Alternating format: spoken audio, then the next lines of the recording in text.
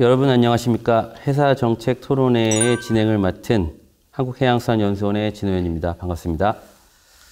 한국해양수산연수원에서는 2021년 올해부터 새로운 사업의 일환으로 회사 정책 토론회를 개최하여 관련 분야 전문가분들을 모셔서 국내외 회사 전반에 걸친 주요 이슈 및 정책 등에 대해서 토론과 논의를 통하여 국민을 대상으로 회사 정책에 대해서 널리 알리는 데 기여하고자 합니다. 앞으로 시청자 여러분들의 많은 관심 바랍니다. 회사 정책 토론회는 지금 기획 단계에 있어서 올해는 총 4회를 기획하고 있고요. 앞으로 그 선언 문제라든지 중대재해처벌법에 관한 문제, 이런 문제들도 올해 다루고자 합니다. 근본 회사 정책 토론회에서는 대주제로 미래 선박의 출현과 대응이라는 주제를 잡았습니다. 이런 대주제의 이제 소주제 하나로 친환경 선박, 그다음에 다른 하나는 자율운항 선박에 대해서 논의하고자 합니다. 첫 번째 주제로 비교적 그 논쟁거리가 없을 수도 있겠습니다만은 우리나라뿐만 아니라 국제사회의 큰 관심사이기 때문에 본 주제를 우선 선정하였습니다. 그럼 첫 번째 소주제인 친환경 선박에 대해서 토론을 시작하겠습니다. 우선 그 전문 패널들을 소개하겠습니다. 대한민국을 대표하는 선주단체입니다. 한국해운협회 이철중 이사님 나오셨습니다. 안녕하세요. 요즘 많이 바쁘시죠? 네, 여러 가지로 지금 팬데믹에 따른 이런 물류 흐름이라든지 그리고 이런 친환경 정책이라든지 이슈들이 많아서 거기에서 그 생겨나는 그 일들을 좀 처리하는 이런 조금 바쁘게 지내고 있습니다. 예. 다음으로 그 SK에너지 친환경 에너지 팀의 원민석 PM님 나와주셨습니다. 예, 우리 SK에너지에서는 이런 친환경 에너지와 관련된 별도의 팀을 구성하고 있는 모양이에요. 예, 올해 초에 이제 친환경 프로젝트 팀으로 해서 발족이 됐고요. 앞으로 이제 저희 정유사지만은 향후에 이제 탄소 배출에 대한 그런 감축 그리고 이제 상쇄, 그래서 직접적인 그런 관리를 해야 되는 그런 취지로 팀이 나오게 됐습니다. 예, 제가 이제 호칭이 좀 네, PM. 어색해서 그런데요. PM은 어떤 약자입니까, 혹시? 저희는 이제 직책을 다 통일해서, 이제 커뮤니케이션에 있어서 전혀, 바틀렉이 없이, 진행하고자 이제, 과장, 부장, 대리를 다 호칭을 통합을 한 프로페셔널 매니저의 줄임말입니다. PM. 프로페셔널 매니저. 예. 예. 하여튼 어려운 걸음 해주셨고, 감사합니다. 그 다음에 옆으로는 한국해양수산연수원의 유영수 인증사업단장님 나와주셨습니다. 네, 안녕하십니까. 반갑습니다. 예. 네. 우리 유 단장님께서는 요 친환경 선박 쪽으로 지금 전담 교원을 맡고 계시죠? 예, 지금 연수원에서 진행하고 있는 친환경 선박 관련 교육인 가스연료 주인 선박 교육의 재임 교수를 맡고 있고, 그 교육을 준비하기 위해서 해외에서 교육도 받고 지금 다양한 분야의 친환경 선박 교육을 개발하기 위해서 많은 연구 활동을 하고 있습니다. 최근 뉴스나 매체를 통해서 한 번씩 접하는 북극곰 이야기가 있습니다. 지구 온난화 때문에 이제 북극의 얼음이 녹아서 북극곰이 살 터전을 잃어간다는 이야기입니다.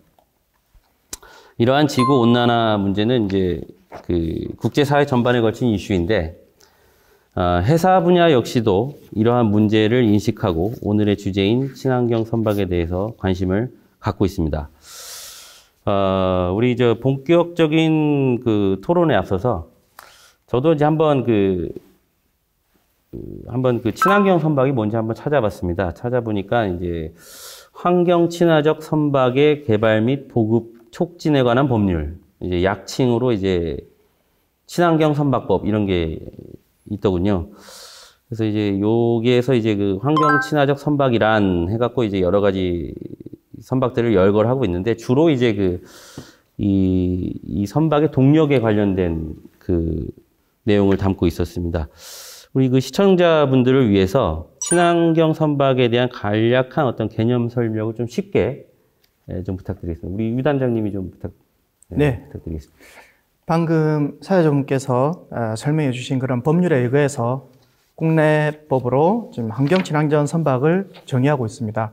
그래서 총 5가지 종류의 친환경 선박이 정의가 되어 있고, 첫 번째로 해양 오염을 저감하는 기술을 적용한 선박, 그리고 두 번째로 액화가스 등 이런 친환경 연료가 사용되는 선박, 다음으로 전기 에너지를 동력원으로 하는 전기 추진 선박, 그 다음으로 전기 추진과 다른 친환경 연료가 이렇게 같이 컴바인드 된 하이브리드 선박, 그리고 마지막으로 수소 등 연료 전지를 전기를 만들 수 있는 그런 연료 전지 추진 선박, 이렇게 총 5종류의 선박을 정의하고 있고요. 주로 현재 기술 단계나 현재 적용 범위에서 보면 주로 액화 천연가스, 즉 LNG를 연료로 하는 선박이 가장 대중화가 되어 있고 상용화가 되어 있습니다. 예, 감사합니다. 다음 이어서 그 친환경 선박에 대한 그 국제 규제나 국제 동향이 있을 텐데 우리 그 부분에 대해서 혹시 우리 이철중 이사님께서 한번 말씀을 좀 해주시죠. 네. 지금 저희들이 이제 가지고 있었던 그런 환경 이슈는 이 친환경을 떠나가지고 요즘에 대표적인 게 한 4가지 정도가 있습니다. 제일 최근에 있었던 것은 선박 평형수, 발라스트에 대한 이슈가 있었고요. 그 다음에 올해부터 시작된 그 황산화 배출 규제에 따라가지고 이제 배출가스에 대한 규제가 있고요. 그 다음에 지금 이제 한참 라이징 하고 있고 오늘 이슈와 가장 가까운 GHG 온실가스 배출 이슈가 있습니다. 그리고 이제 다시 이제 논의될 미래 이슈로서 이제 바이오 파울링 이런 것들이 있어서 대표적인 게 현재 4개 정도 이렇게 있습니다. 예. 그 중에서 오늘 친환경과 연관된 거는 이런 연료라든지 또는 배출가스, 온실가스 연관된 이 2가지로 2가지 배출가스, 온실가스 규제로 아마 집약될 것 같습니다. 이 오늘 이슈인 온실가스, 친환경 이슈에 있어서는 어떻게 보면 파리 협약의 이행 방안으로서 IMO가 2018년 4월에 그 GHG 감축 초기 전략을 채택을 했습니다. 그래서 여기에 따라 가지고 2050년까지 연간 그 12년 기준으로 약 7억 9천만 톤의 CO2를 해운 부분에서 배출을 하고 있었고요. 국제 해운에서. 이거는 전 세계 배출량이 약 2.2% 정도에 해당한다고 했습니다. 이것을 2008년 대비 50% 수준까지 줄이고 또한 탄소 집약도는 2030년까지 40%, 2050년까지 70%를 감소하고 가능한 한 금세기 내에 탈탄소화를 이루는 것이 IMO의 그 전략적 목표가 되겠습니다. 이를 위해서 많은 연구 활동이라든지 이런 것들이 되고 있고요. 초기 전략을 또 채택을 했습니다. 2023년까지 갈 이제 전략들이 초기 전략이고요. 23년부터 30년까지 갈 중기 전략, 그다음 30년 이후에 그 장기 전략, 이렇게 3단계로 구분해서 하고 있습니다. 그 중에서 중기 전략, 장기 전략까지는 아직 구체화되지 않았고요. 지금 이제 23년에 결정할 지금 초기 전략이 많이 논의되고 있었습니다. 예. 그 다음에 이제 2008년 대비 50%, 그 다음에 이제 그 다음에 이제 더 나아가서는 이제 70%, 이제 초기 전략과 장기 전략이 있는데, 이제 아까 이제 금세기라고 하셨기 때문에 이제 그렇다면은 아직도 많이 남은 21세기 내에서는 이제 탈탄소를 하겠다. 네. 너무 그 계획이 먼 거 아닙니까? 그거는 이제 아시겠지만 예. IMO 같은 경우는 가버닝 바디 아닙니까? 예, 그러다 그렇죠. 보니까 정부 관계자들이 하는 회의고 목표치를 잡는 거고요. 근데 이게 현실화되는 것까지는 현실 적용되고 이런 부분은 조금 다른 문제가 있을 수는 있습니다. 하지만 그 목표라는 자체가 우리나라도 지금 넷제로가 2050년이 우리나라 목표지 않습니까? 예. 그렇기 때문에 그게 또 비현실적이라는 것까지는 갈 수는 없는 거고, 어떻게 보면 그것도 하나의 목표를 잡고 거기를 추구해야 되는 추구점이라고 보고 생각하고 있습니다. 예. 잘 알겠습니다. 아무래도 이제 국제사회에서 이제 이 합의를 하는 이슈이다 보니 장기적인 목표로서 조금 금세기로 잡은 것 같습니다. 그죠? 예. 네. 제가 아까 중간에 말씀을 끊어서 죄송한데요. 계속해서 국제 규제 동향이나 이런 부분에 대해서 한 번씩 하나씩 좀 말씀해 주시면 예. 감사하겠습니다. 실제로 이제 중기 조치에 대해서는 논의가 필요한 부분이 있고요. 단기 조치는 이미 시작을 했습니다. 그 중에 대표적인 게 이제 DCS라 그래가지고 데이터 컬렉션 시스템입니다. 그래서 이거는 19년부터 시작을 해서 작년부터 여기 이 연료 사용량이라든지 이런 부분에 대해서 이미 기국에 보고를 하고 기국은 IOM에 다시 보고하는 이런 체계가 시작을 했습니다. 19년 데이터를 이제 20년에 보고했고요. 그 다음에 여기서 논의되는 여러 가지 내용들이 있는데 단기 조치로서 현재 온실가스 작업반이라는 게 운영되고 있습니다. IMO MEPC 위원회 산하에. 거기에서 GHG 배출 문제를 진전시키기 위해서 초기 전력 후보들로 EEDI를 강화한다든지, 그 다음에 심플을 에너지 플랜이죠. 선박 에너지 플랜을 개선한다든지, 선소를 감소한다든지, 항로 최적화, 그 다음에 시장 기반 조치까지 또 이런 부분까지도 많이 논의되고 있습니다. 그 중에서 이제 가장 선사들한테 지금 그런 타격이나 이제 극복해야 될 이슈는 EEDI 같은 경우에는 이제 처음에 선박이 건조 단계부터 설계되는 부분이기 때문에 그거는 조선소에서 해결할 부분이고, 그 다음에 기술적 조치로서는 EEXI라고 그래가지고 EEDI와 비슷한 운항 선박에 대한 에너지 효율 지수를 또 만들고 있습니다. 그 다음에 또 하나는 운항적 조치로 CII라는 등급제를 통해 가지고 선박을 어떻게 보면 EEXI로 인해 가지고 출력을 제한한다든지, 그 다음에 CII 등급으로 인해 가지고 운항을 제한한다든지 이런 제재가 있을 수 있어가지고 거기에 대한 준비가 가장 시급한 과제로 나와 있습니다. 예.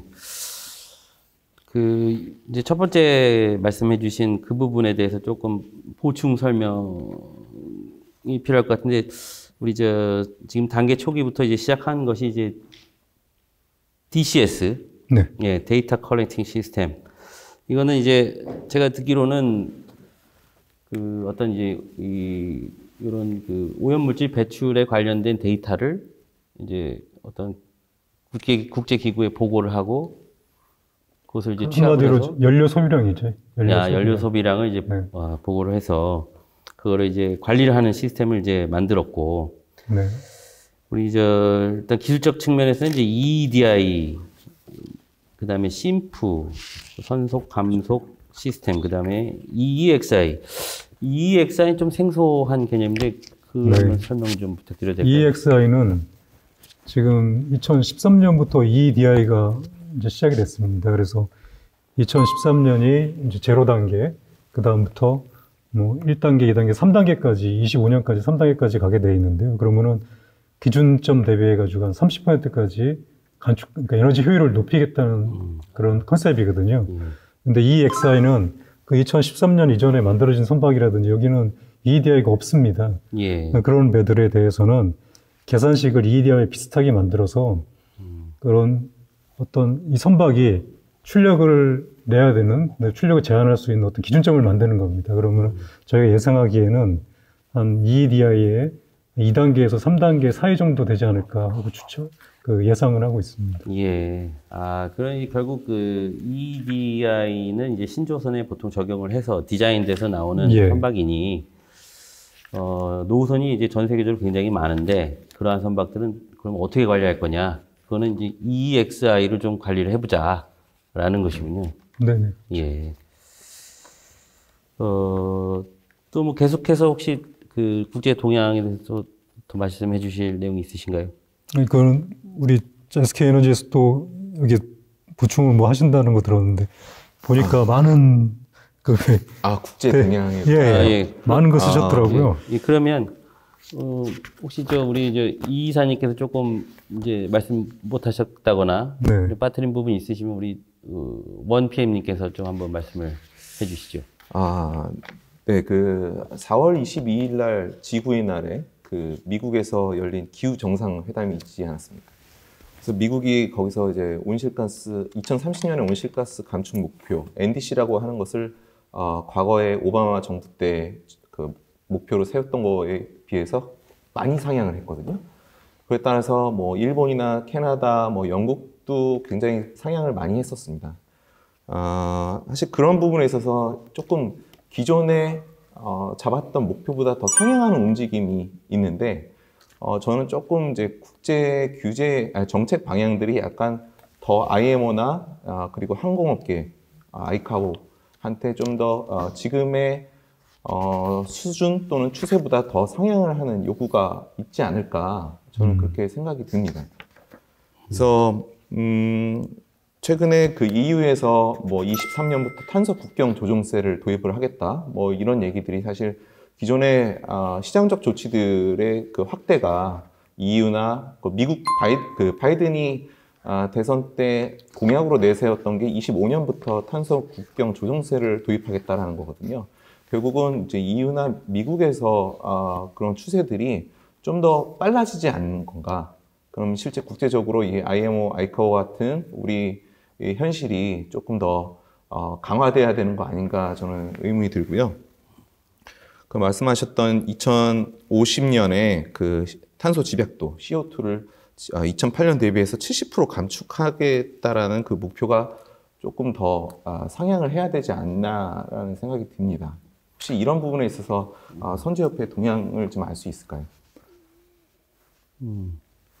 우리 그 온실가스를 줄이겠다는 동향이요.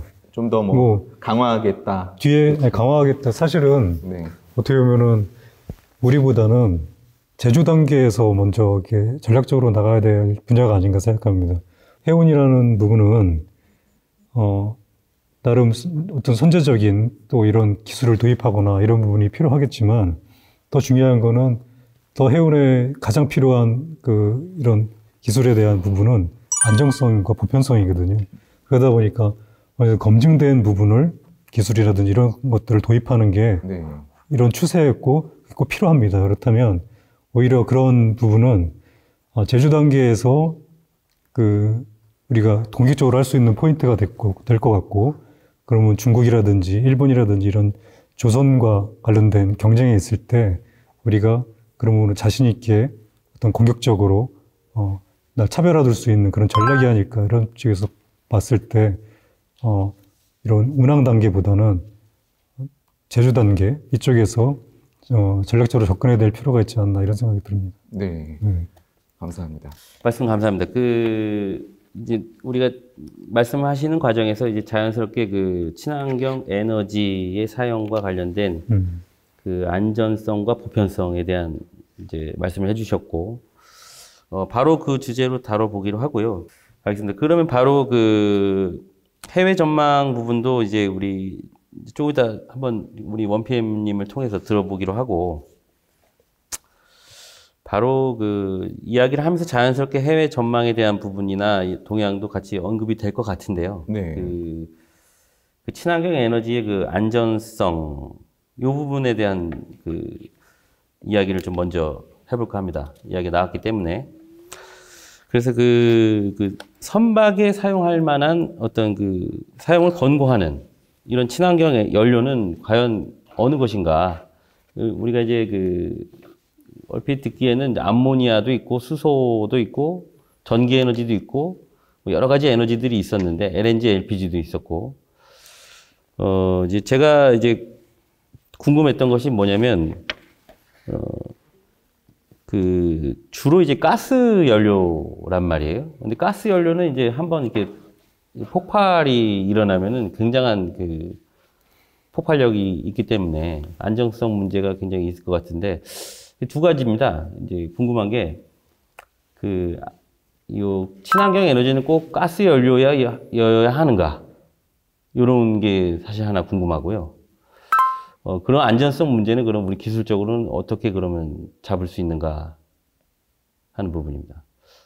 이걸 한번 우리 원피디님께서 한번 말씀해 주시면 감사하겠습니다. 사실 제가 안전 쪽은 제 전공이 아니래가지고 예. 다소 좀 어려운 부분이 있는 것 같고요.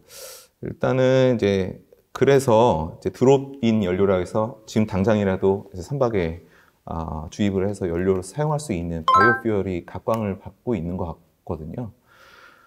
주로 바이오퓨얼이라고 하면은 이제 아시다시피 뭐 폐식용유나 그런 동물성 그런 유지에서 나오는 거를 모아가지고 이제 연료에 혼합을 해서 그만큼 이제 탄소 중립 연료라고 이제 얘기를 하는 건데 여기서 오늘 제가 사실 이 토론회에서 가장 말씀을 드리고 싶은 거는 그런 국제적인 그런 동향이 과거와 달리 움직이고 있다. 어떤 말이냐면은 이제 선박의 그 연료도 탱크 투 웨이크 관점, 탱크 투 프로펠러 관점, 즉 연소하는 것만의 그 CO2 배출 그게 중요한 게 아니라 이 연료가 만들어지는 그 태생부터 보겠다라는 라이프 사이클 어세스먼트, 전생의 주기로 이 연료의 그런 탄소 발자국을 체크하겠다라는 그 추세가 보편화되고 있습니다.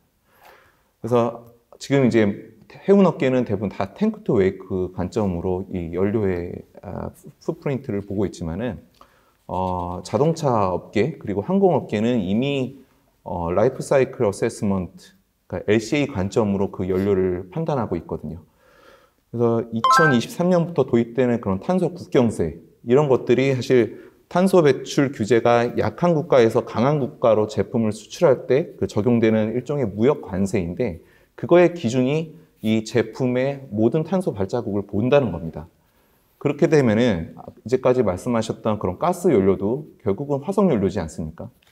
그리고 뭐 우리가 얘기하는 수소나 암모니아가 그 화석 연료를 통해서 만들어진 제품이라면 예. 또는 그 연료를 만들기 위해서 우리가 알고 있는 무탄소 연료라지만은 그 무탄소 연료를 만들기 위해서 기존의 중유, 경유보다 더 많은 탄소 발자국을 만들어내서 만든 제품이라면 과연 우리가 이거를 친환경 연료라고 할 수 있는 건가? 예. 사실 그 포인트거든요. 예. 네.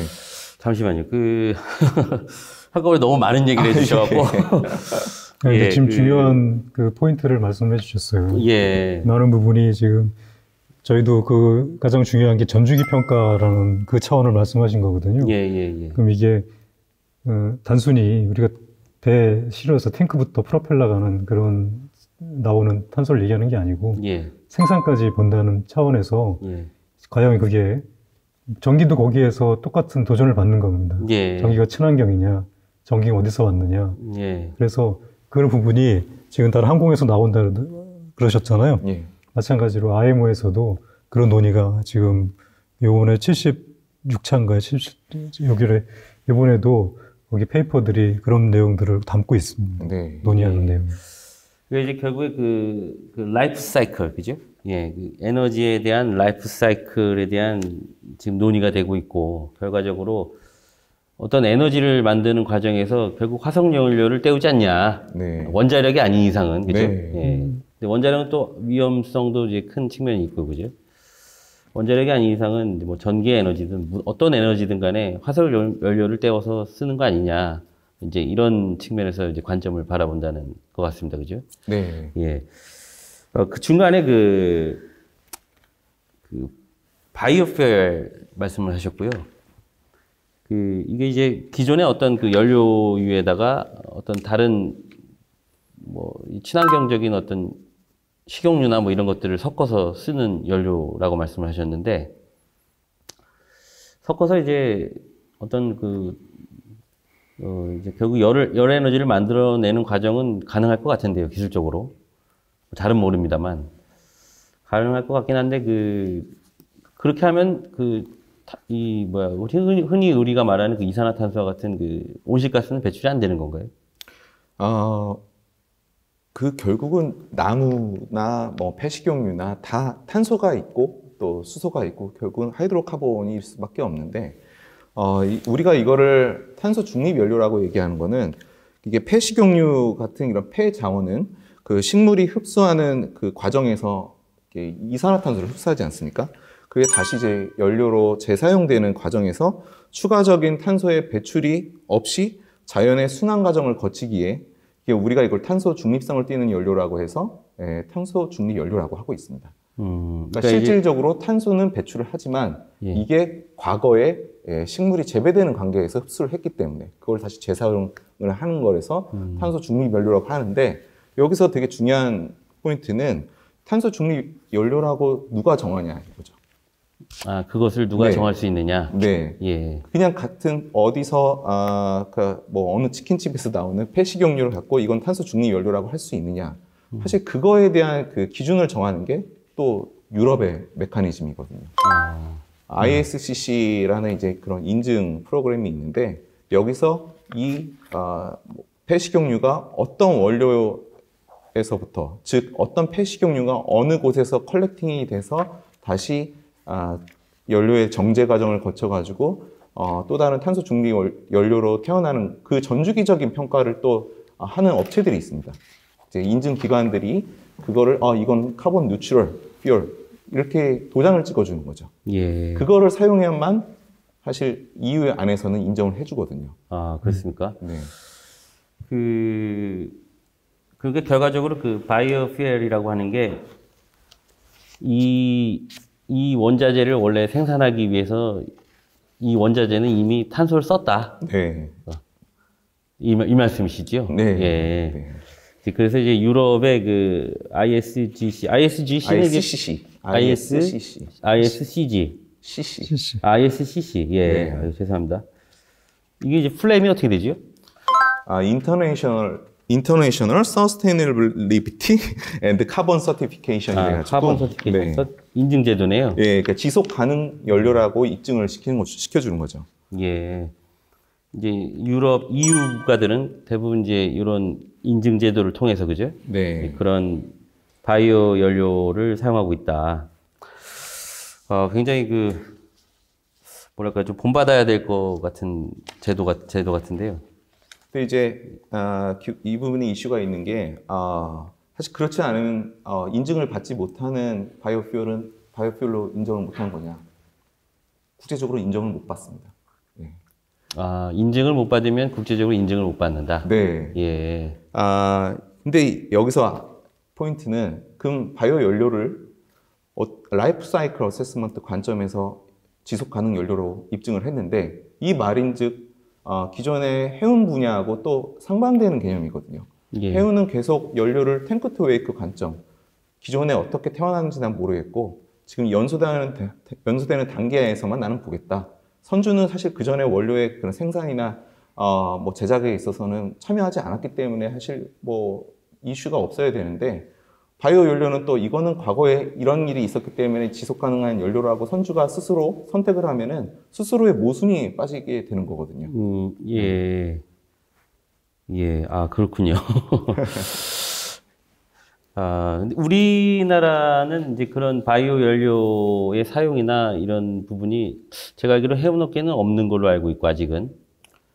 예. 한국 해운업계에서는 저는 본 적은 없는데 이미 지금 유럽에 EU 안에서 항행하는 보통 컨테이너 피더선들 네. 그 선주들이 이 바이오퓨얼을 한 20% 정도 섞어서 운항을 하고 있는데 이들이 왜 섞냐는 거죠. 국제적인 아직 규제도 없는 상황에서 스스로 LCA 평가된 연료를 혼합해서 사용을 하고 있다는 거는 선주가 자발적인 선택이거든요. 예. 이것을 요구하는 화주들이 생겨나고 있다는 겁니다. 예. 이게 결국은 ESG 경영 차원에 다 연결되는 분야인데 네. 뭐 DHL이나 유니레버나 마이크로소프트나 아마존이나 내가 취급하는 제품은 어떠한 운송 과정을 겪었으면 좋겠다. 즉 뭐 최소한 탄소 중립 운송이었으면 좋겠지만은 아직은 해운업계가 그 부분을 다 커버할 수 없으니 예. 최소한의 어떠한 선사가 자발적인 노력을 하는 걸 보여달라. 네. 그게 나의 입찰 조건이다. 이런 식으로 이제 제안을 하게 되는 겁니다. 예. 이게 저희는 이제 지금 당장은 우리 아시아 내에서는 뭐 쉽지 않은 스킴이긴 하지만은 저는 이게 분명히 EU 안에서 움직이는 움직임이 IMO나 국제적인 그런 트렌드로 좀 확산되지 않을까 하는 우려가 있습니다. 예. 우려인가요, 그게? 저는 저희는 이제 석유 정제하는 입장에서 사실 그 모든 거를 커버할 수 없는 부분이 있거든요. 예. 이 바이오퓨얼의 그 원료가 보통 폐식용유인데 이 폐식용유를 재활용해서 이런 식으로 바이오 연료에 활용하는 부분이 자동차 업계, 예. 유럽의 그런 경유 시장의 바이오 디젤로 혼합을 하는 거, 그리고 이걸 또 수소 처리를 해서 하이드로 트리티드 된 그 연료로 만들어서 항공유에다 섞고 있습니다. 이제 SAF라고 하는데 Sustainable Aviation Fuel이라고 해서 예. 지속 가능한 항공유라고 해서 결국은 이 원료가 다 똑같습니다. 그럼 예. 원료가 되게 제한적인 상황이 되지 않겠습니까? 예. 지금 이미 이 폐식용유 ISCC 인증된 원료의 가격이 톤당 1,100불 하고 있습니다. 예. 지금 LSFO 벙커가 뭐 한 500불도 안 되는데 이거는 벌써 폐식용유 원료가 1,100불 하고 있어요. 이런 부분이 사실 해운 쪽에서는 큰 장애 요인이 될 수가 있죠. 예. 지금 이제 중요한 말씀을 몇 가지 해주셨어요. 그 DHL이나 이런 아마존 같은 이제 세계적인 기업들이 이제 자발적으로 그 온실가스 감축을 위해서 이런 바이오 연료를 사용하고 있고, 그럼에도 불구하고 우리나라 해운 쪽은 아직까지 이제 그런 발돋움 없는 것 같고, 또 연료나 에너지를 이제 생산하는 입장에서도 사실 굉장한 부담감을 갖고 있다. 기술적으로는 어떻게 뭐 그런 거를 만들 수는 있나요? 만들 수는 있습니다. 사실 뭐 크게 어려운 건 아닙니다. 이렇게 바이오퓨얼에 바이오연료에 너무 많은 지금 집중을 하게 된 건 사실인데 예. 그냥 이거를 상용화 측면에서 간단하게 그냥 정리를 한번 할게요. 저희는 CO2 규제에는 분명히 만족을 합니다. 예. 그 다음에 낙스나 싹스 규제에도 배기가스 수료 장치를 달면은 만족을 합니다. 이것도. 근데 이제 또 장점으로는 기존 화석연료를 쓰고 있는 지금의 엔진들과도 호환이 되고 또 기반 시설도 높은 그 호환성들을 가지고 있습니다. 그럼에도 불구하고 연료 생산이 적습니다. 이게 상당히 적어요. 그러면 또 말씀하신 대로 항공계에서는 이미 많은 그 커스터머와 실제 커스터머가 그 결합되어 있는 그런 직접 만나는 그런 분야가 있기 때문에 항공업계에 쓰고 있지 않습니까? 그러다 보니까 그런 비싼 연료를 해운계에서, 해운 분야에서 쓰는 것은 어쩌면 조금 상용화 측면에서는 좀 맞지 않고, 예. 그 다음에 어떻게 보면 이거를 바이오퓨얼에 갑자기 너무 많은 그 집착을 하게 되면 옛날에 옥수수 키워가지고 다 그거 연료로 만들고 그래가지고 그런 이슈도 있었지 않습니까? 결국은 식량 생산하고 먹지도 못하는, 다른 아프리카에서 먹지도 못하는 그 옥수수를 에너지로 만들어버린다는 이런 웃지 못할 일이 생깁니다. 따라서 식량 생산과 경쟁하고 산림 파괴된 문제라든지 이런 것 차원에서 약간 우리 해운계에 아직 접촉하기에는 여기에 적용하기에는 조금 아직 시간이 좀 멀리 있다. 또 그리고 현재까지 기술적으로는 실선 테스트까지는 이미 완료하고 일부도 사용하고 있는 이 정도 수준입니다.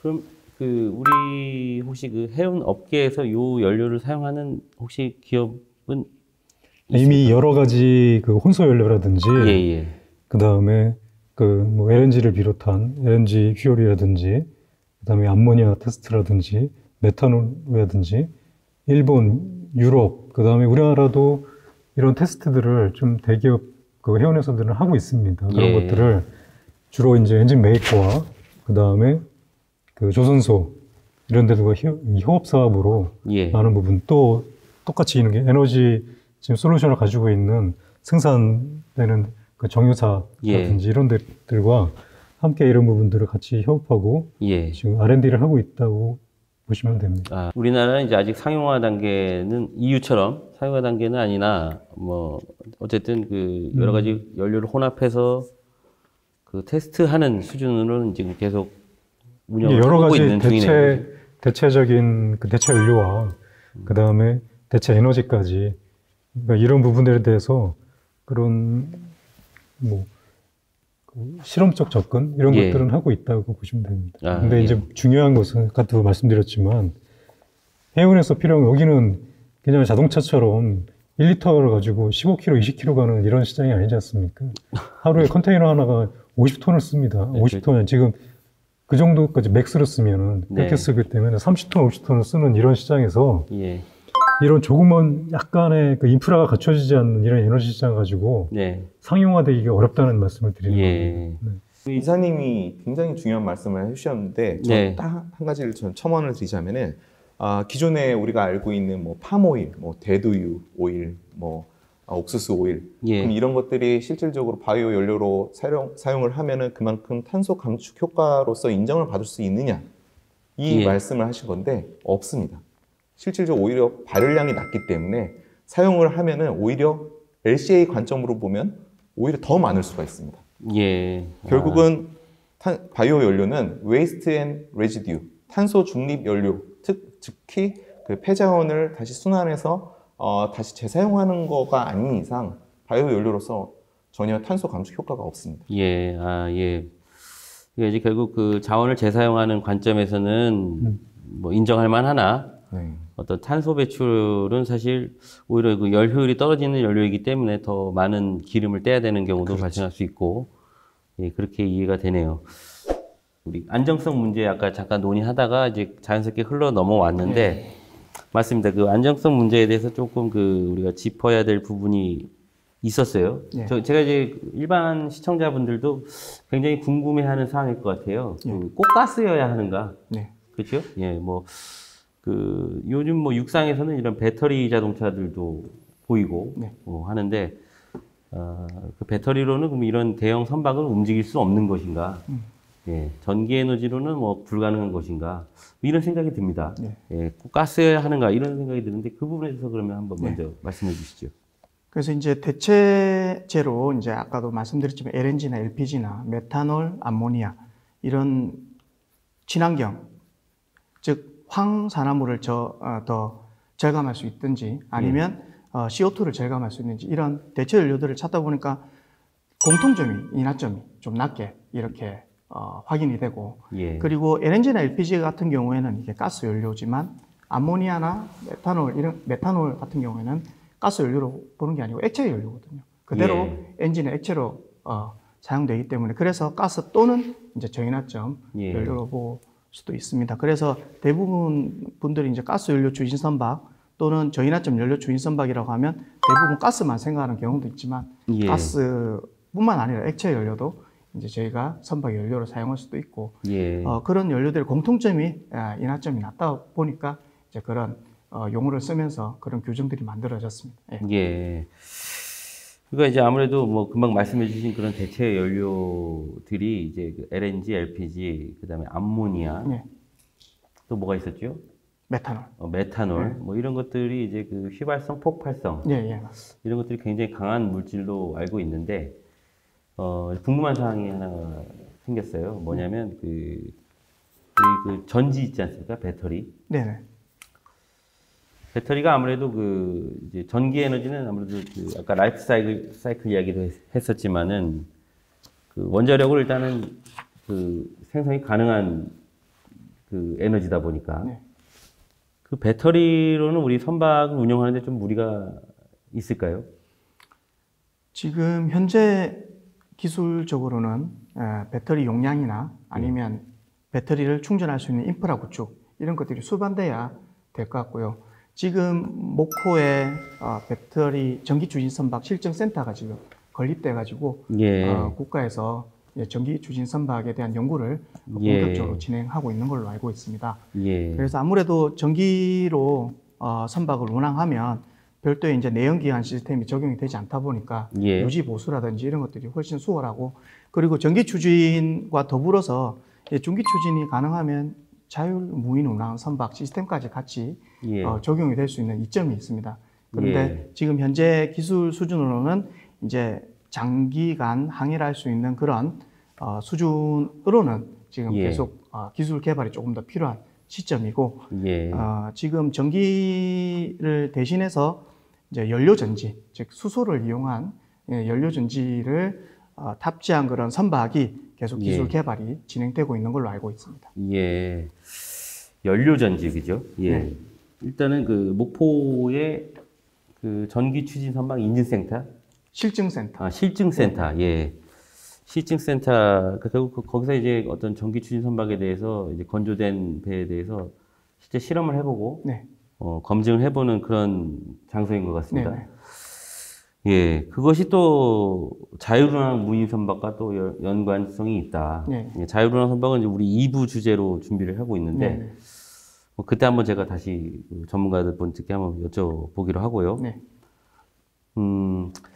이 배터리 전기 추진이라고 하는 것이 이제 결국 그 아까 말씀하신 연료 전지를 기술을 통해서 이제 전기 운영을 할 수 있다라고 한마디로 전기 추진이죠. 예, 전기 추진할 수 있다라고 하면 저도 이제 연료 전지에 대해서 그냥 간략하게 공부를 해봤습니다만은 이제 이것이 어떤 순수 배터리를 사용해서 하는 것이 아니라 뭐 이런 수소나 어떤 그 연료를 가지고 전기 에너지를 만들어서 그 전기 에너지를 사용하는 이런 컨셉이더라고요. 네네.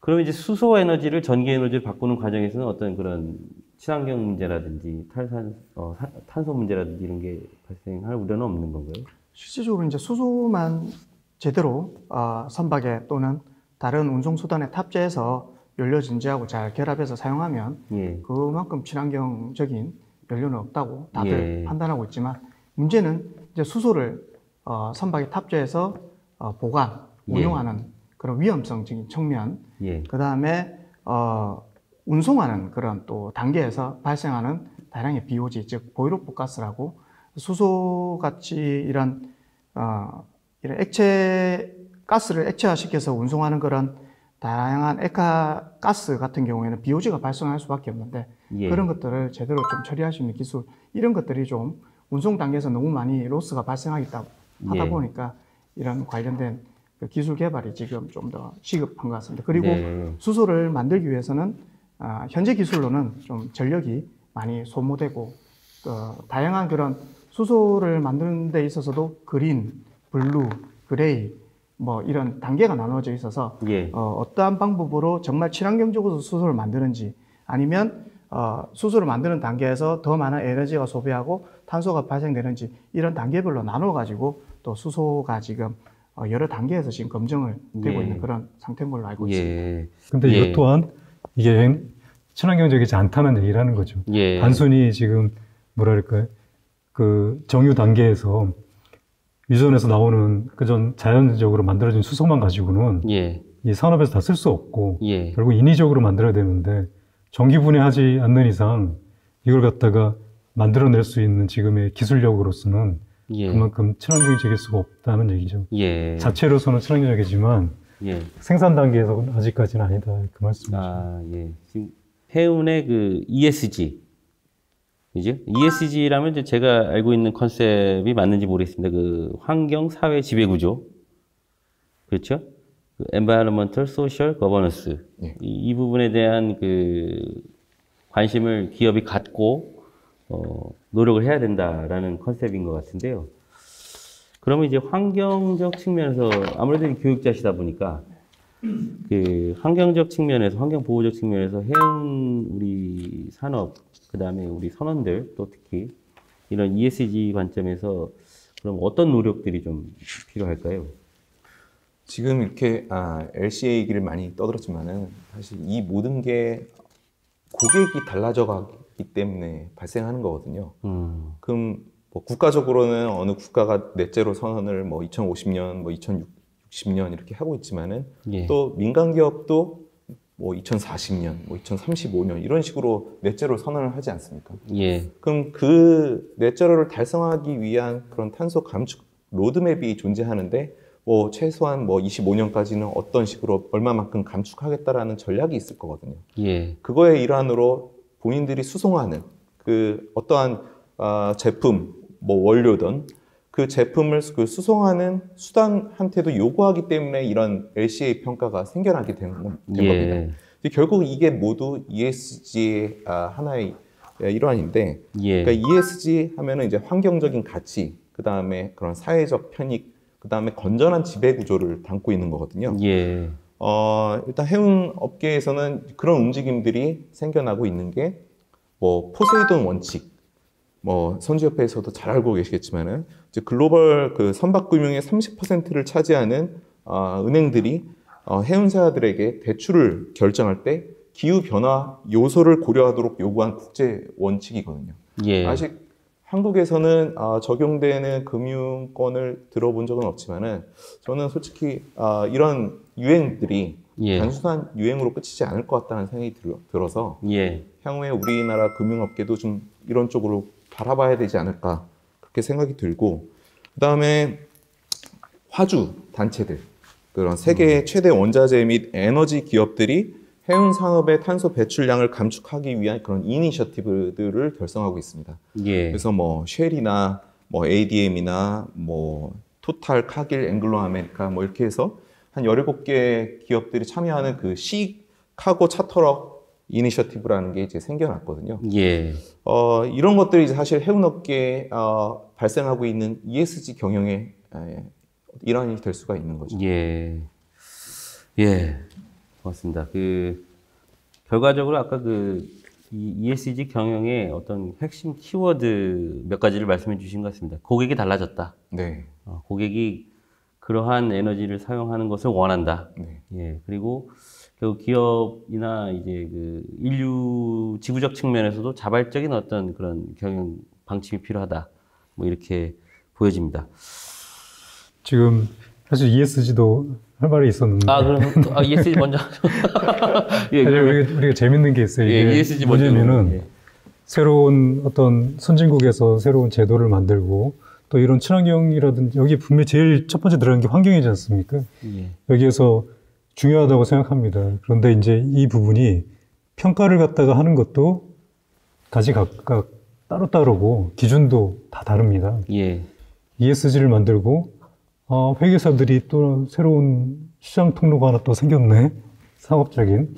그 다음에 또 최근에는 또 중대재해기업처벌법이 만들어지면서 예. 법무법인의 또 하나 이슈가 또 생겼네. 예. 옛날에 또 환경규제가 생기면서 또 과학자들의 어떤 이슈가 생겼고 밀레니엄도 그랬지 않습니까? 예. 이런 부분이 있을 때 조금 더 무조건 대기업에서 그다음에 세계적 기업들이 가니까 그 사람들이 트렌드가 그러니까 이러면서 맹목적으로 갈 게 아니고 예. 어떻게 보면 저희 생각에는 약간 우리만의 기준을 가지고 가야 되지 않을까 이렇게 생각합니다.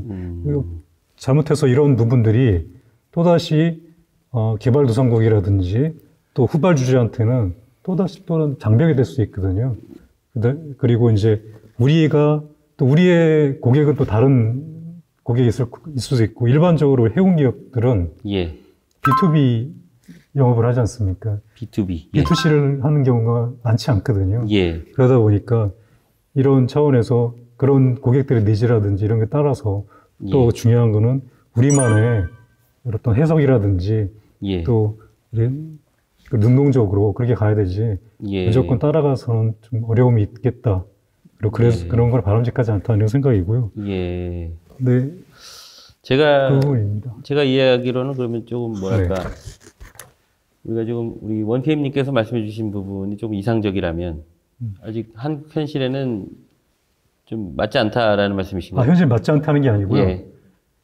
그거를 해석할 때 네. 마치 우리가 이런 어떤 생각의 어떤 개발에 있을 때 예. 오리지널리티가 있으면은 예. 그걸 바탕으로 해가지고 두 번째 오리지널리티도 있을 수 있지 않습니까? 예. 더 발전시킨 그런 식으로 우리가 어떤 능동적이고 그 다음에 우리만의 것으로 좀 해석할 수 있는 이런 부분들이 그런 이유들이 필요하지 않느냐 예. 그런 뜻입니다. 해운 산업 분야에 네. 예. 해운 산업 분야에 그런 적합한 맞는 이런 ESG가 필요한 것 같다. 그런 거에 이렇게 대해서 고민을 좀 많이 해야 된다 생각하고 해석이 있습니다. 되네요. 예. 예, 바로 다음 주제로 넘어가서 우리가 이제 이런 탈탄소화 정책이라고 하면은 이제 국제적으로도 역시 배출권 거래제에 대해서 이야기하지 않을 수 없는데요. 제가 알기로는 한 10년 전부터 우리나라도 이 배출권 거래를 하는 딜러들을 양성하는 이런 교육기관이 있었고 또 뭐 시험도 치고 했었던 것 같은데 그러한 배출권 거래제에 대해서 우리 이 이사님께서 잠깐 간략하게 한번 설명을 좀. 배출권 거래제 부분 말씀하시잖아요. 예, 좀 사실 거기에서 몇 가지 이제 체계를 좀 잡고 얘기를 해야 될 것 같아요. 네. 뭐냐면은 배출권 거래제도 어떻게 보면은 그 시장 기반 조치라는 NBM의 하나의 방법이거든요. 예. 그래서 유럽이 지금 그걸 주도하고 있죠. 예. 뭐 항공 분야도 ETS의 EU 그 레귤레이션인가요? 그 개정을 해가지고 항공도 이미 들어가 있고, 예. 그 다음에 이게 무상 할당을 얼마 하느냐 이게 또 이슈가 되어 있고, 예. 해안 부분도 들어갈 수 있게 작년 가을에 개정이 됐습니다. 개정이 돼서 해운 부분도 집어넣을 수 있는 근거를 만들어 놨어요. 네, 이런 상황인데요. 근데 시장 기반 조치로는 논의되는 게 한 7가지 정도가 있습니다. 이게 온실가스에 대한 GHG 펀드, 예. 그 다음에 두 번째가 이제 배출권 거래제, ETS라는, 그 다음에 효율 인센티브제, 그 다음에 선박 효율 크레딧 제도, 예. 그 다음에 항만세, 그 다음에 바하마에서 제한한 것도 한 가지가 있고요.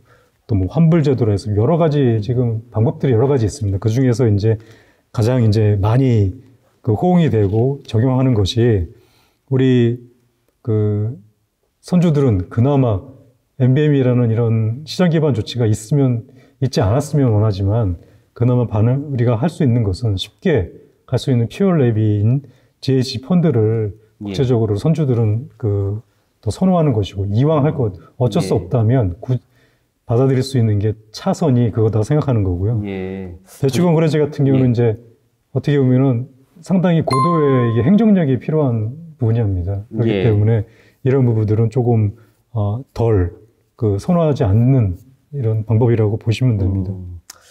결과적으로 이제 그 배출권 거래제를 우리가 논할 때 앞전에 뭐 국가별로 뭐 이렇게 공정하게 할당을 해주는 방법과 네. 그다음에 산업의 규모에 따라서 할당을 하는 방법 뭐 여러 가지를 논의를 했던 걸로 알고 있는데요. 지금 시장 기반 조치에 내용하는 컨셉은 네.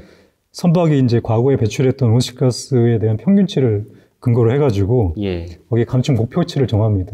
예. 그래서 이를 반영해가지고 성업별로 배출권에 대한 배출 허용량과 예. 그다음에 배출권에 대한 할당을 받는 겁니다. 그래가지고 할당받은 탄소 배출량을 시장에서 더 적게 배출했으면은 시장에서 거래를 할 수 있게끔 하겠다는 그런 컨셉입니다. 예. 그 펀드 기반은 그러면 이제 할당을 좀 적게 받더라도 우리가 펀딩을 해서 조금 더 할당을 받을 수 있는 그런 시스템인가요? 아니, 펀드는 예. 쉽게 얘기하면 또 다른 말로 비슷한 유사한 말로 퓨얼 랩이라고 합니다. 그래서 퓨얼 랩. 선박이 급유할 때 연료 1톤당에 적정 일정 금액을 징수를 하는 거죠. 그러면 내가 무조건 소비량만큼 그걸 내게 되는 거죠. 펀드에 기부를 하게 되는 거죠. 부과를 시켜가지고.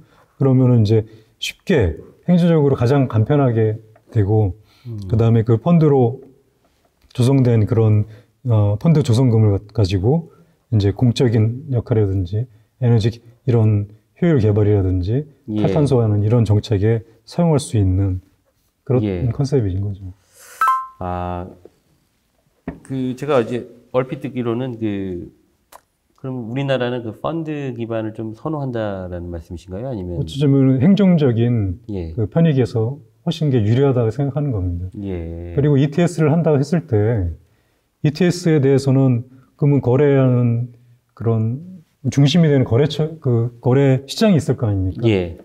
이미 EU에서 ETS에 대해서 많이 앞으로 치고 나가고 있고 선진국에서 하고 있는데 결국은 거래 시장이라든지 이런 것들이 우리 중심이 되지 않을 거라는 거죠. 거기 선진국이 중심이고 또 유럽 중심이고 이렇게 갔을 때는 굳이 우리한테는 돈은 내지만 무슨 관리라든지 운영이라든지 그런 이니셔티브는 다 선진국이 가지고 있을 수밖에 없을 거고 어쩌 보면은 대량으로 자기가 그 규모의 경제를 가지고 이런 에너지 효율이라든지 또는 탈탄소 정책을 많이 가져가는 그런 대형 기업만이 그런 부분에서 주도권을 가질 수 있고 그 다음에 규모가 작은 회사들은 그 시장에서 도태될 수밖에 없는 이런 구조가 되기 쉽다는 거죠. 이해했습니다. 혹시 우리 관련해서 이견이 있으시거나 또 궁금한 사항 하나 있는데요. 우리나라가 그렇게 주도하지 못하는 이유, 그 다음에 우리 이 이사님께서 말씀하신 내용에 대한 뭐 다른 반론이나 다른 의견이 혹시 있으신지요? 그 EU ETS는 이제 2005년부터 시작을 했고, 저희가 전 세계적으로 2대 배출권 거래제 시장인데, 2015년부터 시작을 해서, 이제 둘 다 파리 협약이 적용되는 21년부터 EU는 4차, 저희는 3차에 들어가 있거든요. EU ETS를 보면 사실 우리의 배출권 거래제가 어떤 식으로 변화될 거를 이제 투영해서 볼 수가 있는데, EU ETS는 처음에는 무상할당을 많이 줬죠. 근데 갈수록 무상할당을 줄이고 유상할당을 늘리면서 예. 어떻게 보면 그 무상할당 안에서 운신처가 있었는데 무상할당을 더 초과해서는 자기가 그 기업이 돈을 주고 사와야 되지 않습니까? 예. 그게 과거의 탄소 가격이 뭐 한 2017년도 평균 가격이 한 7불 정도인데 EU ETS에서 지금 계속 매주마다 사상 최고가를 찍고 있습니다. 예. 지금 거의 55불 정도인데 결국은 이런 배출을 해야 되는 기업이 부담으로 안을 수밖에 없는 겁니다. 예. 그래서 저는 이제 해운 분야에서는 IMO나 선주들은 탄소세를 선호할 수밖에 없죠. 저는 이유가 자기들이 왜 ETS를 했겠습니까? 이 배출권 상향선이 있는 겁니다. 그래서 예. 그 다음 연도에는 몇 프로 줄여 해서 2030년도에 뭐 몇 년 대비 몇 프로 줄이는 그 목표를 달성하기 위해서 그 배출권 거래제를 활용을 하는 거거든요. 예.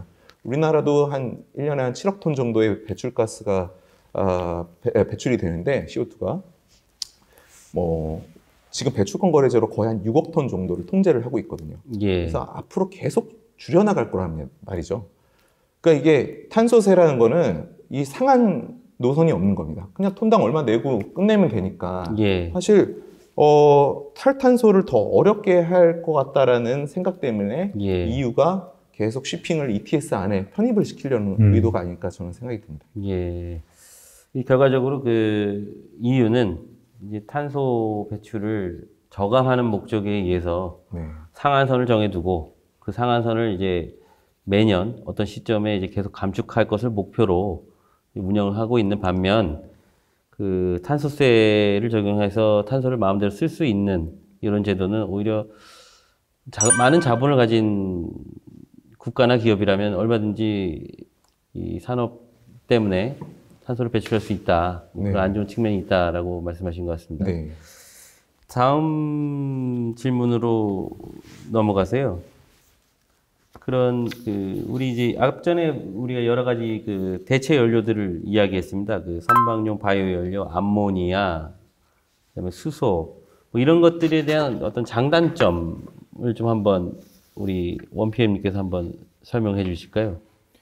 예, 처음에 말씀드렸던 그 바이오 연료, 이제 FO에 있어서는 기존의 바이오 연료와의 그런 혼합 시 발생하는 그런 저장 안정성, 그리고 혼합 안정성의 그런 리스크. 그래서 어느 일정한 비율 이상 섞으면은 또 다른 문제가 또 많이 발생하는. 그리고 이제 경유에 있어서는 저온 유동성. 그래서 어느 일정한 7% 정도 이상의 비율을 섞으면은 유동점이 워낙 높아지기 때문에 예. 뭐 왁스 현상이 발생하는 거죠. 그래서 예. 연료 자체가 이제 해수에 노출이 많이 됐기 때문에 해수의 온도가 많이 정해지거든요. 선박은. 예. 그러면 뭐 해수 온도가 뭐 15도 막 이렇게 되면은 사실 그 바이오 연료는 저온 유동성이 안 좋기 때문에 그 왁스들이 빨리 발생하는 거죠. 굳어지는 거죠. 예. 그래서 필터를 클로깅하는. 그래서 예. 그 연료의 순환 계통에 있어서 막힘 현상이 발생하는 그런 것들이 존재하게 되는 거고요. 예. 그리고 다른 이제 뭐 LNG는 뭐 제가 감히 논할 건 아니지만은 이제 기존에는 LNG의 또 다른 문제가 이제 메탄 슬립이 있지 않았습니까? 예. 지금 뭐 메탄 갈수록 그 메탄 슬립을 잡아가고 있긴 한데 EU MRV에서는 메탄도 포함이 되어 있거든요. 사실 이제 EU ETS의 그런 기본 뭐 ETS든 모든 탄소에 대한 관리제가 LCA 평가를 하겠다는 거고, 그다음에 메탄도 포함을 하겠다는 거기 때문에 예. 그러면 과연 그 LNG 추진 엔진을 선택한 선주가 LCA 평가와 메탄을 포함을 해서 예. 탄소 저감 효과가 있느냐 예. 그런 거에 대한 사실 입증을 해야 되는 그런 순간이 올 것 같고요. 예. 잠시만요. 원PM님 계속 저 암모니아 이제 계속 설명해 주실 텐데, 예. 그 우리 이제 유 단장님께서 메탄 슬립 잠깐 한번 설명해 주실래요? 아, 예. 방금 원 PM께서 메탄 슬립을 언급해 주셨는데, 예. 메탄 슬립은 지금 LNG 연료 주인 선박에서 대두되고 있는 큰 문제 중에 하나고, 예. 물론 기술이 계속 개발되면서 자바는 가고 있지만, 예. 실제적으로 엔진의 이행전 기간, 사행전 기간 크게 나눌 수 있습니다. 예, 잠시만요. 그래서, 예. 그 메탄 슬립이라고 하는 것이 이제 제가 그냥 단어만 들었을 때는 네. 메탄이 샌다는 어떤 네, 느낌을 맞습니다. 받습니다. 네, 네. 예. 그게 왜 새는 겁니까? 그래서 이제 예. 기관의 특성과 예. 기관이 어떠한 형식으로 가스를 분사해서 예. 추진력, 즉 폭발력 얻는지 네. 그거 차이에 따라서 좀 나누어지는데 예. 이제 이행전 기관 같은 경우에는 이제 디젤 사이클과 오토 사이클 조금 공학적인 이제 단어가 나오기 시작하는데 예, 예. 이제 디젤 사이클을 적용한 엔진 같은 경우에는 메탄 설립이 발생하지 않는 그런 장점을 가지고 있습니다. 단 예. 이제 오토 사이클을 적용한 선박, 즉 공기와 메탄이 섞여서 이 실린더로 들어가서 이제 폭발이 일어나고 이제 배기가스가 이제 배출되는 그런 그 오토 사이클을 적용한 이행정 엔진 그리고 예. 사행정 엔진 같은 경우에는 네. 실제적으로 메탄이 안에서 다 타지 못하고 예. 배기가스로 좀 일부 소량 나와가지고 이제 이게 메탄 이게 그것을 그 메탄 슬립이라고 CO2보다도 부르는군요. 훨씬 더 예. 그 GHG 계수가 높은 그런 가스다 보니까 예, 예. 이게 이제 메탄이 들어가서 다 소모가 되지 못하고 일부가 빠져나오는 이 문제가 예. 지금 계속 IMO에서는 지금 계속 이게 LNG를 계속 예. 연료로 사용하는 데 있어서 예. 문제점 중에 하나로 지금 주시하고 있는 그런 이제 그게 상황입니다. 이제 LNG 선박에서 그런 문제가 있고 네, 슬립 현상이 일어나고 있다. 네.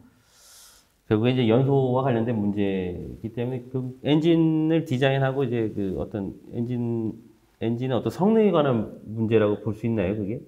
엔진을 이제 디자인하고 성능, 뭐 다양한 관점에서 볼 수는 있는데 예. 일단 그 엔진의 좀 저압으로 예. 지금 엔진에서 가스를 주입하고 이 가스를 폭발시켜서 이제 추진력을 얻는 그런 엔진 기술적인 부분에 있어서 어쩔 수 없이 조금 발생할 수밖에 없는 그런 상황인데 이게 계속 지금 기술력이 개발되고 있다 보니까 조금씩 일단 감소하고 있다고 저는 이제 알고 있습니다. 예. 네.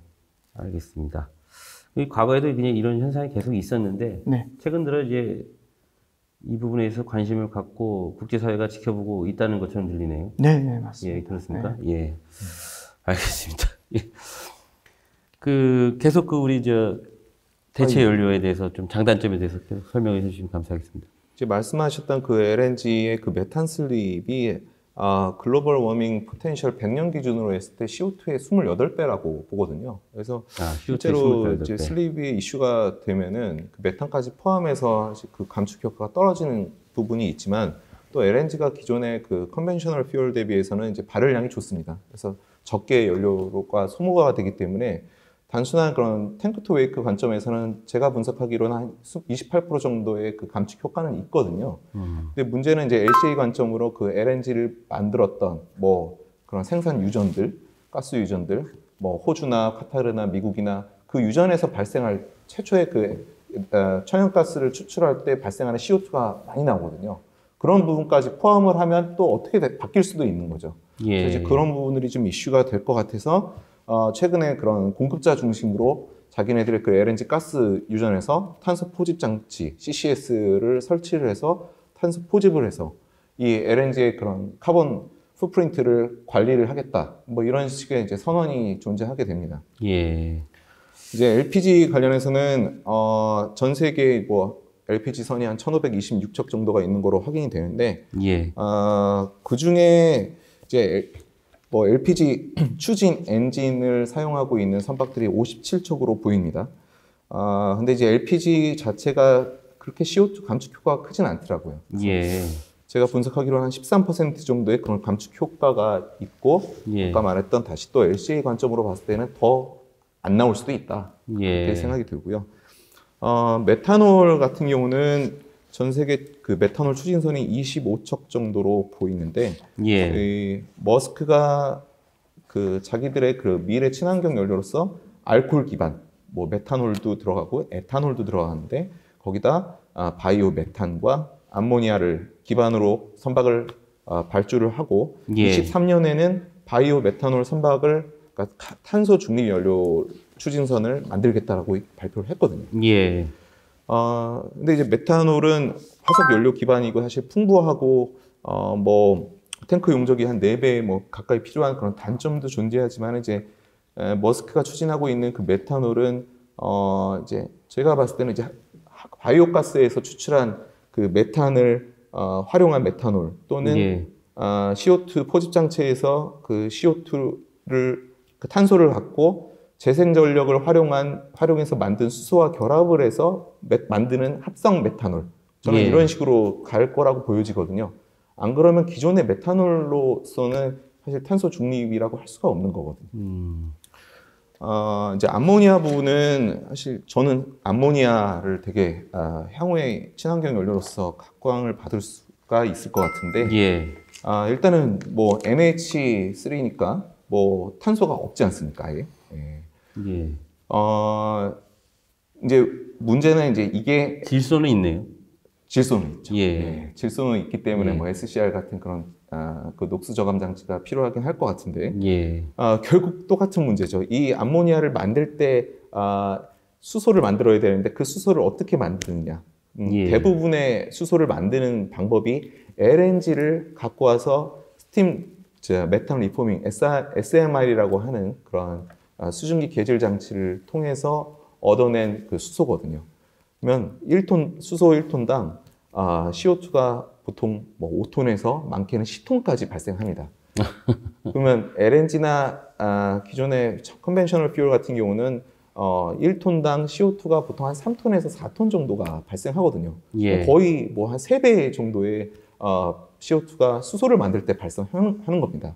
그럼 그 수소를 또 뭐 거의 한 150년 되는 하버 보시법으로 인해서 공기 중에 질소와 합성을 시켜서 암모니아를 만들어내거든요. 예. 그 합성되는 과정에서도 뭐 400도씨의 그 200기압 하에서 그 합성을 시키기 때문에 또 CO2가 발생합니다. 예. 그래서 이제 암모니아는 결국 친환경 연료로서 사실 LCA 관점으로는 부적합한 거죠. 예. 그래서 결국은 지금 전 세계적으로 3천억 달러를 투자해서 그린 수소로 가려는 이유 중에 하나가 자꾸 재생 전력을 만들어서 거기서 얻어낸 그 수소를 갖고 암모니아를 합성하면 이건 진짜 친환경일 수가 있는 거거든요. 그래서 유럽도 그렇게 움직이고 있고 예. 우리나라도 지금 사실 지금 과기부나 산자부에서도 이 그린 수소 쪽으로 많이 가고 있는데 예. 향후에는 만약 이런 식으로 해서 만들어진 암모니아라면은 예. 진짜 친환경이기 때문에 또 선박에서 기존의 LPG 엔진하고 많은 차이가 없지 않습니까? 그래서 좀 상용화가 더 빨라지지 않을까 하는 개인적인 의견이 있습니다. 예.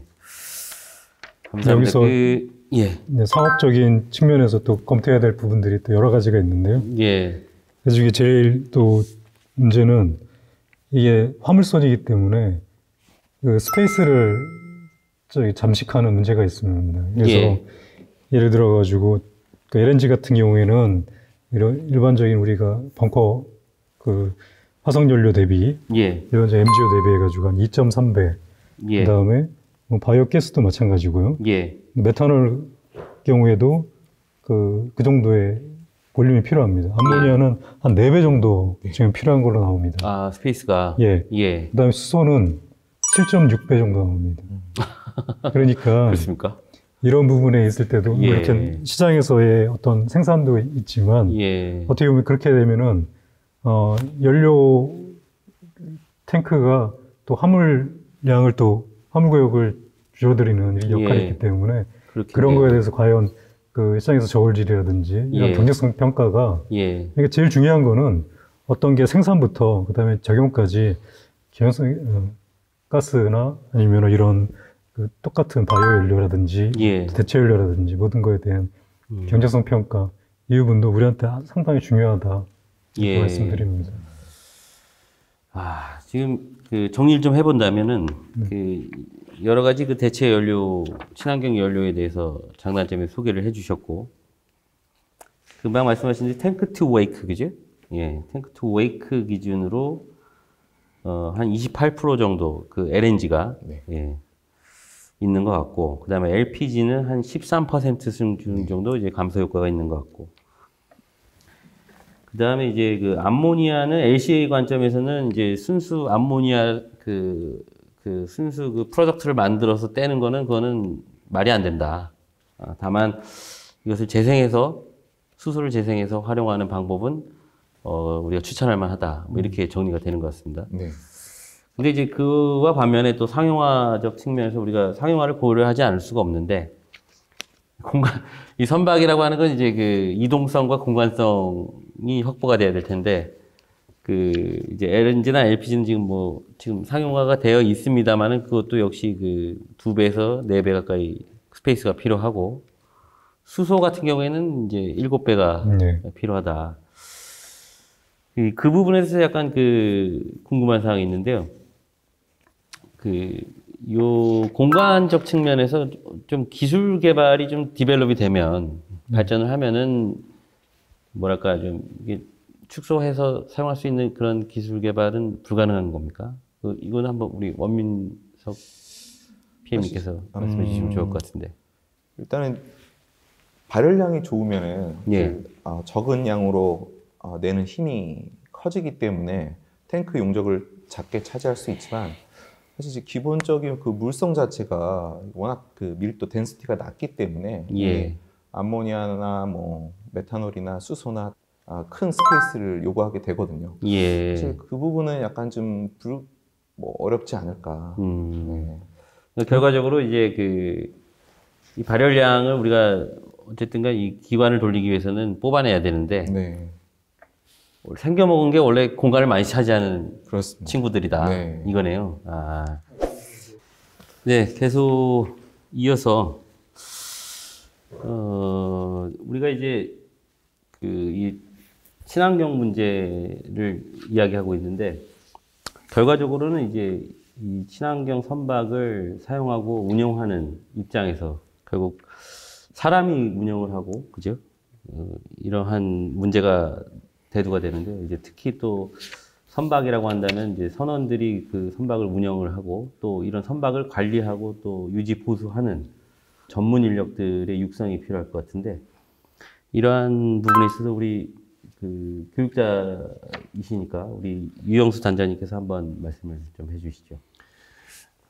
예, 방금 말씀하셨다시피 다양한 그런 국제적인 규제, 다양한 기술력이 이제 그런 걸 대응하기 위해서 개발되고 있고, 결국에는 그런 상황에 놓여 있는 분들은 선원분들이십니다. 예. 그래서 이 선원분들이 그런 것들을 잘 대응하고 현장에서 이렇게 실천할 수 있는 그런 역량을 가지시는 게 참 중요하다고 생각이 됩니다. 예. 뿐만 아니라 이제 그런 선박을 관리하는 관리자, 그리고 예. 검사하는 검사원, 그리고 관련 분야에 종사하시는 다양한 그런 인력분들이 이런 급변하는 그런 추세, 기술력 이런 것들에 대응하기 위해서 역량을 갖춰야 된다고 생각합니다. 예. 그래서 친환경 선박 관련된 이런 법이 이제 제정이 되고 국가적으로 이런 인력들 관련된 이제 양성, 육성 그런 제도도 같이 진행을 할 필요가 있다고 생각하고요. 예. 연수원에서 선도적으로 지금 다양한 분야의 지금 연구를 같이 진행하고 있고, 예. 특히 지금 클락슨 리포트에 따르면 다양한 그런 대체 연료들이 앞으로 연구 개발되고 뭐 기술이 개발되겠지만, 그래도 궁극적으로는 LNG 주인 선박이 네. 아무로 앞으로 한 몇십 년 동안은 대세를 이룰 거다. 예. 이런 관측을 내고 있습니다. 그래서 그런 인력들을 양성하기 위한 그런 LNG 관련된 그런 교육, 그리고 LNG 벙커링 교육도 지금 올해부터 예. 진행할 예정이고요. 그뿐만 아니라 지금 대체 연료도 미리 인력 양성도 필요하다 생각되고요. 예. 그래서 한국해양수산연수원이 앞으로 그런 교육적인 측면, 선원들의 역량 강화, 종사자들의 역량 강화를 하기 위해서 다양한 기관들의 또 의견도 필요하다고 생각됩니다. 그래서 한국해운협회 우리 이철중 이사님께서도 연수원의 그런 선원들이나 아니면 종사자 역량 강화에 대한 그런 좀 기대나 그런 역할에 대한 요구사항이 있다고 생각되는데 의견 좀 부탁 좀 드리겠습니다. 네. 예, 바로 질문을 드리네요. 예. 예. 네, 저도 교수님 말씀에는 다 동의를 하고요. 친환경 선박 분야라든지 이런 부분을 이끌어갈 때는 제일 중요한 게 그런 전문 인력 이런 예. 부분이라고 생각합니다. 특히 이제 우리가 여기에서 인력의 교육에 있을 때 조금 좀 주의해야 될 게 예. 어떻게 보면은 예전에는 인구가 우리가 뭐랄까 학령 인구가 상당히 많았죠. 예. 근데 지금은 이제 점점 줄어들어가지고 어떻게 보면은 지금 대학들의 이슈가 지방대들의 특히 이슈가 되고 있는데 예. 학령 인구가 줄어들고 있고 이미 정원 이하로 25%가 더 줄어드는 이런 일이 일어나고 있습니다. 그러다 예. 보니까 조금 더 고부가 가치 그다음에 어떤 젊은 인력들이 끌어올 수 있는 좀 더 미래 가치 쪽으로 예. 초점을 둬야 되지 않겠나 생각합니다. 예. 그리고 또 하나는 지금 코로나 팬데믹이라는 것도 어떻게 보면 좀 감안을 해야 될 것 같습니다. 그래서 가급적이면 교육이 오늘도 이렇게 방역 지침 하에서 힘들게 토론을 하고 있지만 예. 이런 대면 토론이라든지 대면 그런 강의가 어려울 수도 있습니다. 그래서 온라인에 대한 콘텐츠 개발에 집중했으면 좋겠습니다. 특히 예. 이제 지금 우리가 하고 있는 것은 뭐 줌이라든지 이런 플랫폼을 통한 실시간 온라인이지 않습니까? 예. 거의 플러스 이제 더해가지고 어떤 고품질의 영상을 이미 만들어 놓고 예. 그거를 갖다가 활용을 하고 그 다음에 대면이라든지 이런 집체 교육 같은 걸 최소화할 수 있는 쪽으로 가자. 예. 그러면은 어떻게 보면은 콘텐츠를 개발하는데 네. 지금보다 훨씬 많은 인력과 훨씬 많은 노력과 재원이 들어가야 된다. 예. 이런 말씀을 드리고 싶습니다. 예. 좋은 말씀 감사합니다. 이 이사님께서 말씀해 주신 내용 중에 이제 이러한 대체 연료나 이런 특수선 분야는 고부가가치 산업이고 네. 더구나 이제 학령 인구가 감소하는 대한민국의 실정을 또 감안해서 이런 교육 과정의 개발이 필요하고 그다음에 특히 또 온라인 개발을 말씀해 주셨어요. 네네. 혹시 이런 온라인 교육 과정이라든지 이런 개발도 혹시 준비가 가능하신가요? 예, 지금 실제적으로 이제 코비드의 시대에 있어서 예. 온라인 교육을 같이 병행해야 된다고 저도 생각하고 있고요. 예. 그리고 LNG 벙커링 교육 과정도 물론 대면 수업을 일단 진행하려고 지금 계획은 하고 있지만 예. 그래도 만약에 경우를 대비해서 비대면 상에도 예. 충분하게 교육을 할 수 있는 예. 그런 콘텐츠는 저희가 고려를 하면서 준비를 하고 있습니다. 예. 그래서 실제적으로 이제 비대면 수업 같은 경우에는 이렇게 교육생들의 그런 집중력을 충분히 이렇게 잡을 수 있는 그런 교육 콘텐츠 개발도 필요하고 예. 그리고 좀 더 편안하게 서로 좀 질의응답을 할 수 있는 그런 고사양의 그런 플랫폼 구축도 같이 병행이 돼야만 교육생들이 아무래도 편안하게 교육도 듣고 그리고 교육 효율성도 높아진다고 저도 생각하고 있고 앞으로 연수원의 역할은 그런 것들을 정말 원활하게 진행할 수 있는 다양한 그런 분야의 투자가 필요하다고 생각합니다. 예. 유 단장님 이야기를 듣다 보니 현재 해양산 연수원에서는 LNG에 종사하는 네. 이런 선원들에 대한 교육은 하고 있는 걸로 보여지고요. 네네. 예. 그다음에 이제 다양한 분야의 연구를 시행하고 있다라고 말씀하셨는데 주로 어떤 분야인지 소개 좀 해주시죠. 예, 지금 LNG 연료 주인 선박 같은 경우에는 예. 국제적으로 국제 협약에 따라서 강제화된 교육입니다. 그래서 그 교육을 받지 않고서는 그런 선박이 승선할 수 없는 네. 그런 상황이라서 지금 한국에서도 H라인을 시작으로 해서 외항 LNG 연료 주인 선박이 지금 나오고 있고 예.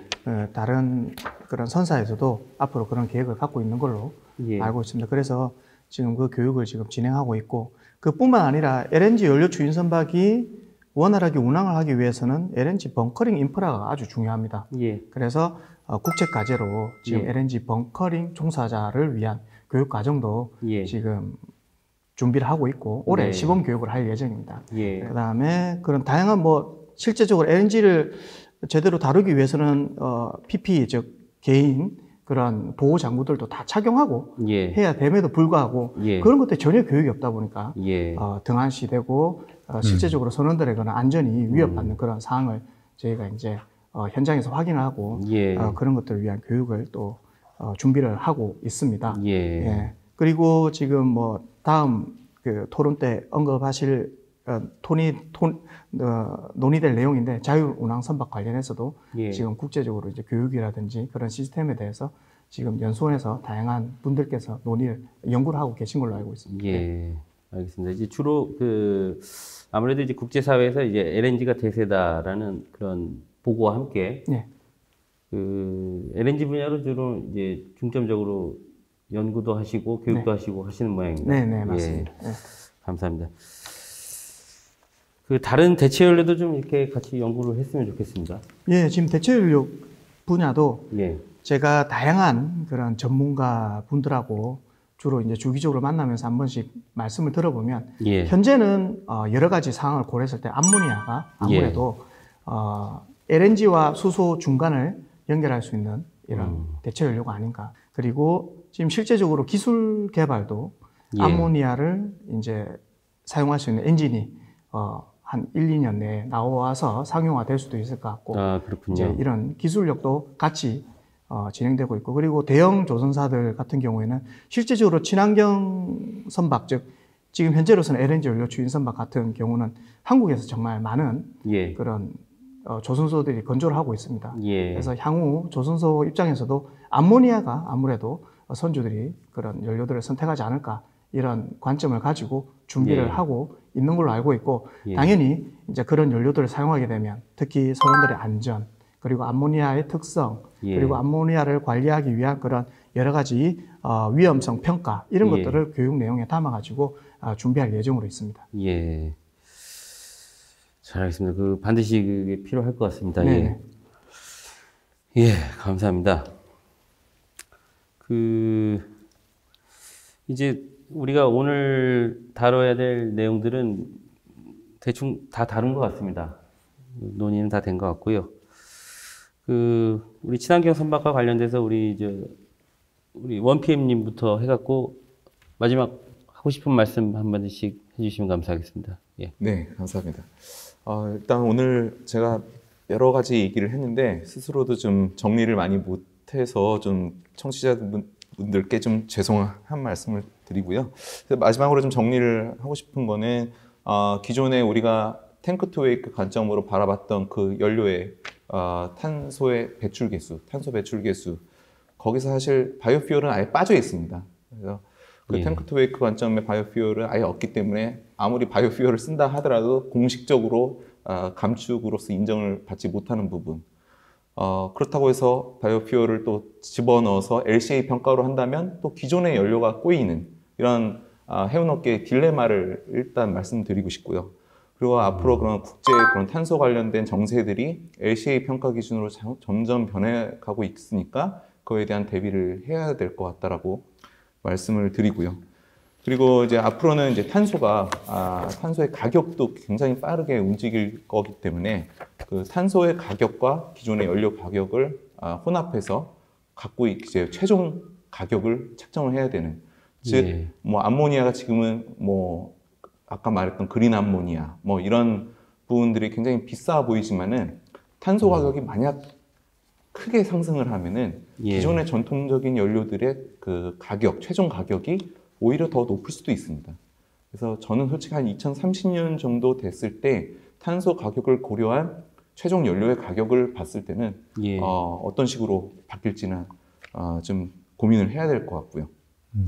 그 마지막으로 말씀하셨던 그런 안전 문제, 아무리 그렇게 탄소 감축을 하기 위한 제도를 정비를 하더라도 사실 이런 선원의 그런 안전 문제나 그런 선박의 가망성을 피해를 주면 안 되는데, 사실 뭐 얼마 전에도 뉴스에 보니까 LPG 그 캐리어에서 암모니아 카고를 수송을 하다가 핸들링했던 그 선원들이 4명이 다쳤는데 1명은 사망을 했더라고요.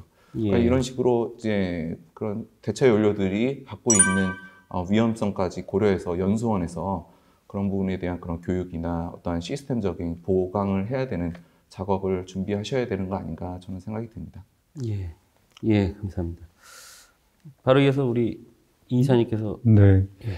저희, 우리 해운회사들 같은 경우에는 어떻게 보면 지금 IMO에서 하고 있는 이 친환경 정책, 특히 온실가스 부분에 있어서 어떤 현존선에 대한 강화 규제, 이런 거 부분의 내용이 직면한 과제입니다. 그래서 예, 이런 거에 대해서 우리 선박들을 자체 평가하고 그 대응 방안을 수립하는 데 집중을 하고 있고요.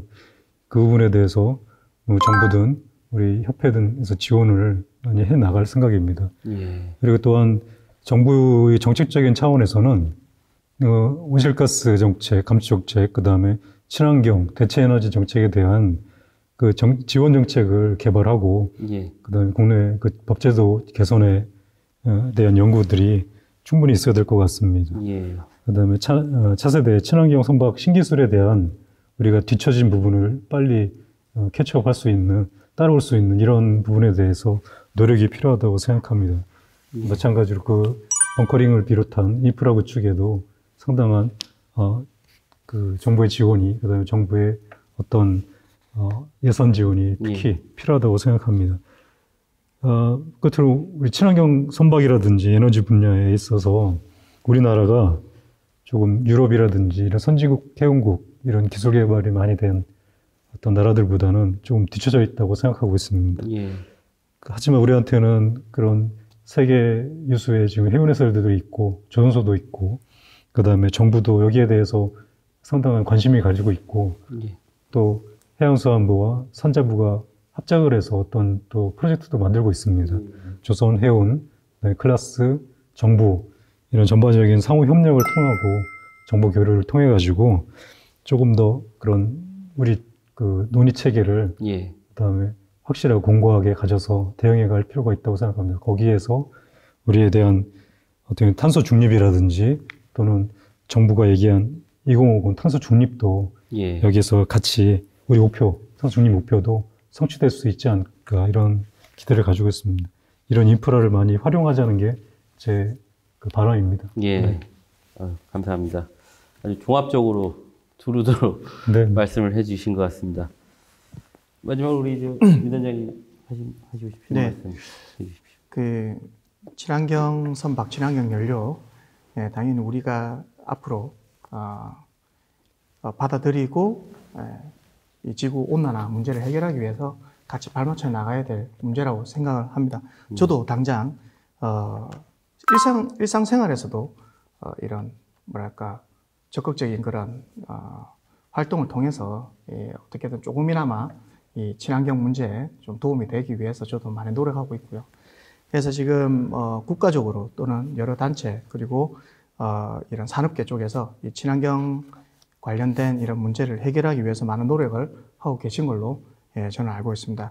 그리고 그뿐만 아니라 계속 뭐 중간중간에 언급된 문제지만 예. 특히 현장에서 선원분들에게 정확한 정보를 전달하고 그리고 선원분들이 역량을 강화할 수 있는 그런 교육적인 측면도 연수원도 적극적으로 능동적으로 준비해 나갈 예정이지만 그래도 주위에서 연수원을 많이 격려해 주시고 그리고 정부 정책도 좀 이렇게 같이 연수원과 발맞춰서 좀 적극적으로 건의를 해서 실제적으로 교육 분야에 있어서도 정부의 적극적인 지원을 받고 연수원이 교육적인 측면에서는 정말 같이 친환경 선박의 그 기술력과 더불어서 같이 발맞춰 나갈 수 있는 그런 역할을 할 수 있도록 많은 도움 좀 부탁드리겠습니다. 예, 감사합니다. 네. 그 친환경 그다음에 탈탄소 그죠? 탈탄소화를 이루기 위해서는 뭐 기술력 부분, 그다음에 제도 문제도 언급해 주셨고, 그다음에 특히 또 인력 양성에 대한 부분도 역시 말씀해 주셨습니다. 이렇게 우리가 이제 일어나가야 될 일들이 굉장히 많은 것 같습니다. 예. 일단 오늘 토론회를 참석해 주신 전문가분들에 대해서 이 자리로 다시 한번 감사의 말씀을 드리고요. 그 알차고 열띤 토론 잘 들었습니다. 그 몇 달 전에 그 환경부 장관께서 TV에 나오셔갖고 지구 환경의 그 환경 위기의 시작은 9시 47분이라고 말씀하십니다. 6시부터 9시가 이제 심각 단계이고 9시부터 12시까지가 위험 단계라고 합니다. 12시가 되면 이제 지구의 종말이 온다고 하네요. 지구 환경 문제는 그 누구의 몫도 아닌 우리 각자의 개인적인 그 문제라고 생각합니다. 앞으로 토론회를 통해서 우리나라 해사 정책 발전을 위해 정진하겠습니다. 그리고 시청자 여러분 건승하십시오. 감사합니다.